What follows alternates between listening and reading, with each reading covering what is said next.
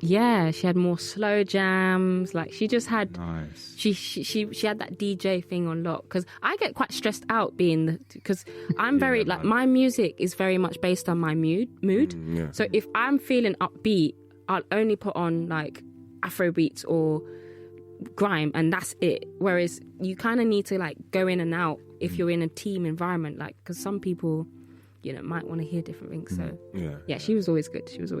So when you're in the dressing room before a game, what do you personally prefer? Like, so you're getting yourself in the mood to go out and play football. Do you prefer like get hyped music, let's go, or just a bit more? Do you know what? Yeah, it depends on the game.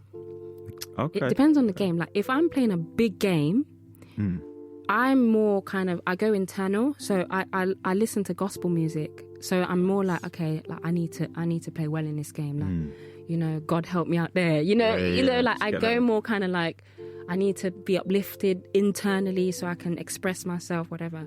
If it's more of a game where I'm just like, okay, like I'm just going to do my thing. It's grime, Afro beats, upbeat music that makes me dance in the changing room kind of thing. So yeah, it's mad. It kind of depends on my approach to the game. Yeah, those three: gospel, Afro beats, grime, and then obviously whoever's putting on whatever in the dressing room, I'll kind of listen to once my headphones are kind of off. Because I think sometimes it's a bit rude if you're sat the whole pre-game with headphones on. You kind of need to so I come into the stadium with my own headphones, coach journey with my own headphones, and then like 15 minutes into like pre-game, I'll take them off and then just listen to what's on with the team. Nice. So when you're driving along in your car, what are you playing in the car when it's just you and open road? Again, it depends on my mood, but right now I'm really feeling Kano. Okay. Hoodies all summer. I actually just on my way here, I just bought the vinyl, which is so dope. It's beautiful, man. I mean, haven't heard it. I so want to take that with me. This album, this album is epic. Yeah. Like I've listened to it a lot, and it's one of them that kind of it will grow on you, but once it's grown on you, you can't stop listening to it because he's quite political.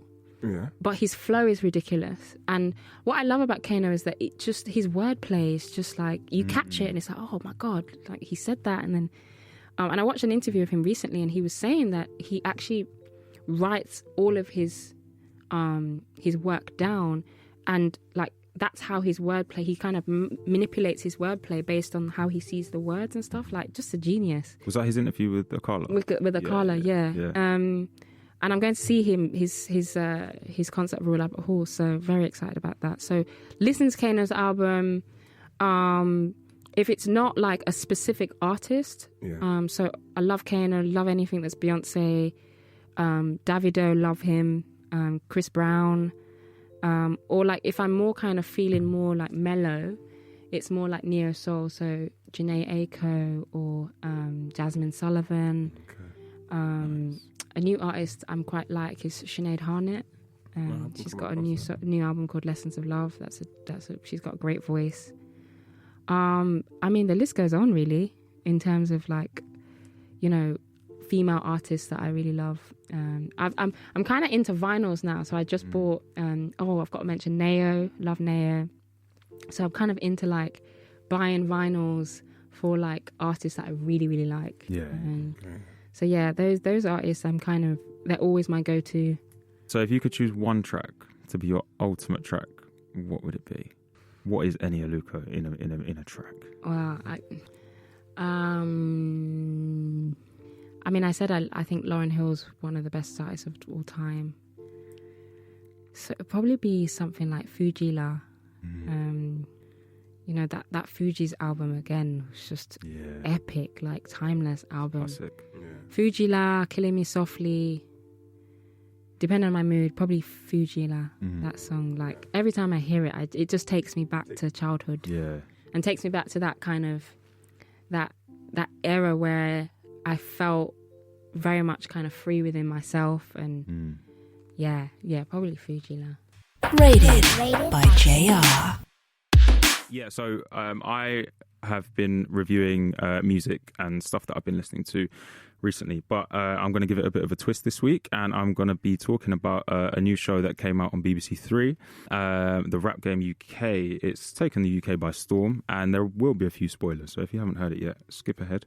So it took, I think it was 6 or 7 artists, MCs, and it pitted them against each other week by week, hosted by Crepton Conan and DJ Target.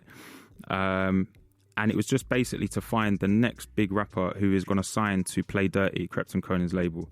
Ultimately, a boy from Islington, my guy Kiko, picked up the contract in the end. I just want to give a special shout out though to Chade Payne, because this guy, before appearing on the show, he had never picked up a microphone before. He had never performed in front of anyone before, just in his room writing down his lyrics. And he was on the brink, a couple of weeks in, he was on the brink of being sent home because he just wasn't levels. They said, no, we'll give him one more chance. And he just blew them away in that next week and ended up in the final 3. This guy, his transformation was amazing. My favourite to win early on was a guy called Freedom of Speech. He just looked like levels above everyone else, but I think he just took it a bit too easy in the end. He sort of rode his luck a bit too much. But yeah, ultimately, shout out to everyone that was involved in the show, because there's going to be no shortage of offers for any of them to get contracts, because they're all so talented people.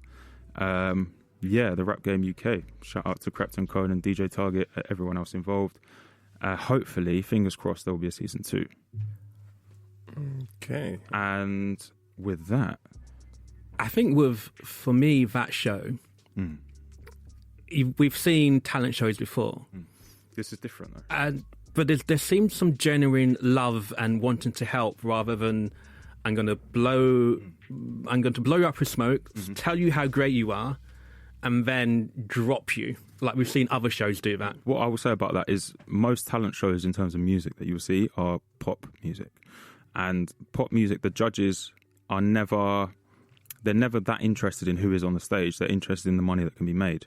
Whereas Crepton Conan, from the sort of the UK hip-hop grime side of things, they know the struggles. They've been directly through everything. So they're actually trying to pick out the top quality talent that can go on and do the same things that they've done, and they'll be there for them every step of the way. I don't think the pop market works that way at all, because Simon Cowell does not give a who is representing him as long as the money's coming in.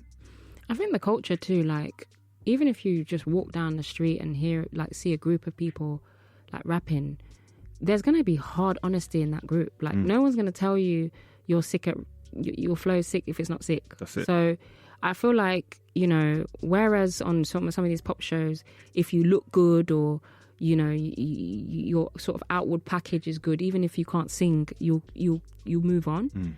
It's not, I feel like culturally, rap and grime just doesn't really allow for that. I think it's which makes for obviously a harder show, a more honest show, but also like it's going to be better for those people who maybe didn't win, but they're going to have had like real honest advice.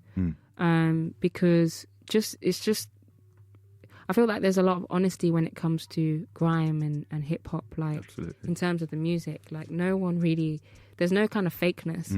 I think a lot of that stems from the whole clashing culture. Exactly. You have to be able to go in a room, just go head to head, no holds barred, and come out of it and, maybe still be fine. I'd also say props for the BBC for the time they put that show on, because it came directly after Match of the Day. So you've got a peak audience there. Peak. Yeah, I mean, particularly for that audience who are going to be up for watching it. It's just peak. It is peak. I think the time slot is probably a more minor thing in this case, because it's originally aired on BBC Three. So it's like you'll get it maybe on the Tuesday or Wednesday on BBC Three, and then on the Saturday night after Match of the Day, that same episode will be re-aired. I think, in my case, definitely, of being on Twitter and everything like that, you see, the new episode's out tonight on BBC Three. Oh, I'll wait till Saturday to watch it. It's, you just... But it's great to get a bigger pickup audience. Yeah, your audience will grow the more times that they can see it. Yeah, no, I see that definitely. And grime is obviously still considered probably niche to mainstream, so they've also and it's a bit like women's football in the sense that they've kind of got to see like how it goes in terms of the participation, the audience watching, and then it will build and sort of get bigger in terms of when people watch, etc. This is the Beats and Balls Beats Show. and Balls. This is the Beats and Balls Show. So now we're moving into the final part of the show called Baller of the Week, and me and Ken will be putting forward what we call ballers. Someone who, in the past week or so, has had something they've been outstanding in their field. Let's say they've excelled in their field. Yes. For one reason or another, it could be an actor, sportsman, whatever. Could be anyone. Could be absolutely anyone. Absolutely. Not a baller. Yeah, not a doesn't baller. have to be a baller, no. But just a public figure, let's say. There you go. It's not like my Uncle Jack. Yeah, It's, My cousin Tony. Shout out to cousin Tony. Right, so Ken, do you want to go first? Oh, also, as usual, we'll be judged by Mr. Chris, but also Eni Aluko will be giving us a little bit of feedback as well. Okay, so I give my answer, but I'm also a judge. I mean, you can give an answer if you want as well. Yeah. Okay. Yeah. Cool. I've got someone. I've got someone. No, I'll let you go first. You want me to go first? Yeah, let me go first. Okay, I've got an interesting one. I want to see how it goes.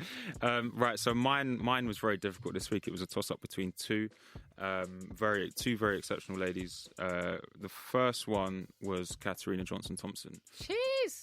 She has gone and won gold at the World Championships in heptathlon. Killed. I'll just give a quick brief because she is going to be my baller of the week. It was between her and Dina Asher-Smith. Mm-hmm. They both had amazing weeks.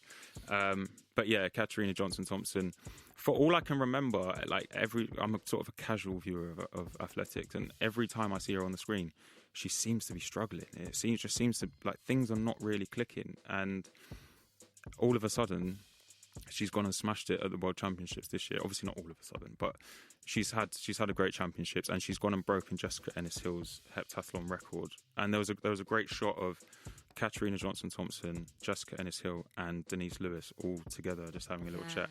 And it's like the legacy of British female heptathletes. It was nice to see.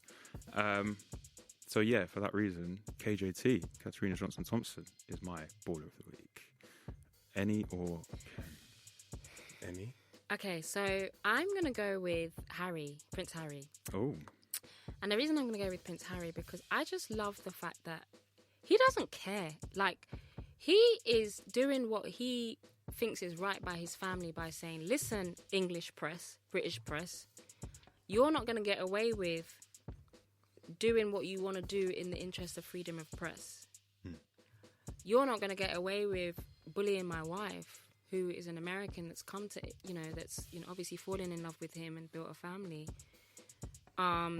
Obviously as a mixed race woman and all of those connotations that come with that. Like, you're not going to get away with what killed my mom, and I'm just like, good for you, and there's all this kind of conversation around like, oh, he needs to be careful how he talks about the press. No, he doesn't. Like, no, he doesn't owe the press anything. No. And I think it's, he's obviously suing a lot of these newspapers who think they have a right to kind of invade, not Meghan's privacy, but his privacy as well. And I feel like it's going to be a big shift again, like, in, how people kind of view the press. Because we're guilty of buying this stuff, and it feeds that cycle of, oh, well, we have a right to know what Meghan wrote to her dad. No, I don't. No. Do you know what I mean? Yeah. Not at all. Yeah, but I'm just so happy that, like, because his whole life he would have had to be like, do this and do it this way and do it that way. And he just strikes me as somebody that's like, I'm not having it, Even him just, like, being kind of audacious about getting with Meghan and being with Meghan and Meghan being invited. Like, I love him. I think he represents kind of the new way young people should be. Like, break the mold, be unapologetic, but put your foot down when you need to. So he's my baller of the week. Nice, I like it. I don't really have much time for the royals generally, but Harry is a don. He's a don. I love G. Harry. He is an my man. Cool. So now, He's a cool, yeah. Ken. So the other day, one of these, I think it was not the last episode, it was probably the one before, you threw a bit of a curveball, so I'm going to throw you a bit of a curveball as well. So, this week, start of October, normally people just, most of the general public just think of October as Black History Month. But for me, it's a very, very big celebration, and it's a celebration of my ball of the week. The celebration is for the independence of my country. Oh man! Whoop, whoop, whoop.